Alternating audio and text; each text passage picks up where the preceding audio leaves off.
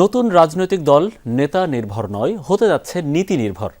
ব্যক্তি চিন্তা থেকে বেরিয়ে সামগ্রিক ভাবনায় প্রাধান্য দেবে এই দল।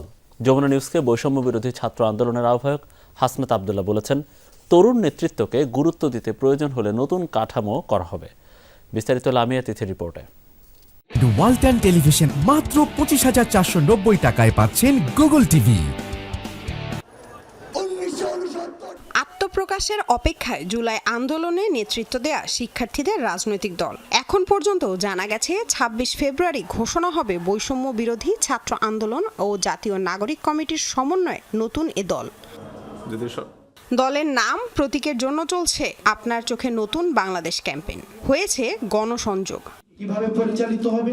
শিক্ষার্থীদের নতুন এই রাজনৈতিক দলের নাম, কাঠামো, প্রতীক সম্পর্কে বিস্তারিত জানা না গেলেও দলের সর্বোচ্চ পদে থাকছেন ছাত্রনেতা নাহিদ ইসলাম, এটা মোটামুটি নিশ্চিত। এরপরে দলে প্রাধান্য পাচ্ছেন আখতার হোসেন, সার্জিস আলম, হাসনাত আবদুল্লাহর মতো প্রথম সারির ছাত্রনেতারা। বৈষম্য বিরোধী ছাত্র আন্দোলনের আহ্বায়ক হাসনাত আবদুল্লাহ জানান, নতুন রাজনৈতিক দল নেতা নির্ভর নয়, হতে যাচ্ছে নীতি নির্ভর। ব্যক্তি চিন্তা থেকে বেরিয়ে সামগ্রিক ভাবনায় প্রাধান্য পাবে এই দল। অতীতের যে রাজনৈতিক দলগুলো ছিল সেই দলগুলো হচ্ছে অনেকটা নেতা নির্ভর।